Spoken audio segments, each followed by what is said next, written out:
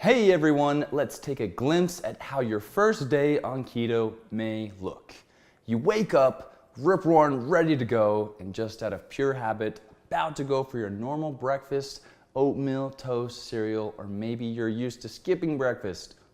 Oh no! But then my voice pops into your head, maybe I even appear on your shoulder, reminding you that those are carbs, which aren't what keto is about. We're all about those fats to burn fat.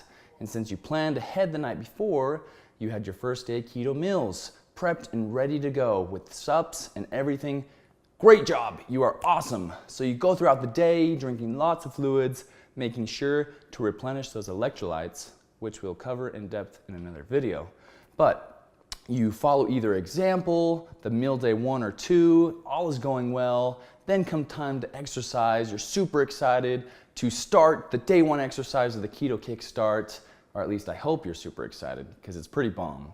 Many of you feel just fine, all right? Nothing out of the norm, but others may feel a slight decrease in energy or stamina. Do not worry, this is normal and can be overcome. You may take, you gotta take your recommended fats and supplements. Those will help a lot, all right? At this point, it could be time to test your ketone levels, which we'll also cover entirely in another video. But many of you may not be converting enough fats into ketones to really be measurable yet because your body is so used to using carbs as fuel, all right, so that it's slowly getting into ketosis or that fat burning mode that we really want to get to. Most people take 2 to 3 days to produce enough ketones to be considered in a state of ketosis. And that 2 to 3 day transition period from carbs to fat for fuel will help you wake up, and maybe you may wake up feeling a little bit groggy, maybe a little worse breath than normal. And if you're like me, you might have to wake up like peeing like a racehorse, all right? Because burning more of those fats for fuel at night really gets that water going, flowing through the body. Your body wants to start releasing more fluids, all right? Because it doesn't have to hold on to it because of the carbs you're not eating.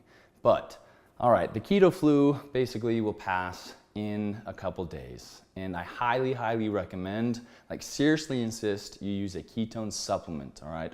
Or the Team Keto Fuel. It is specifically designed to help you transition into ketosis smoother, as in you'll be very much less likely to experience all of those nasty and not fun keto flu symptoms that I mentioned above, all right? I use it myself and it works wonders. I also use the C8 MCT oil powder, which will help your body to start producing ketones quicker, all right? So, thank you for listening. Get ready for the next video where we will learn how to test your ketone levels.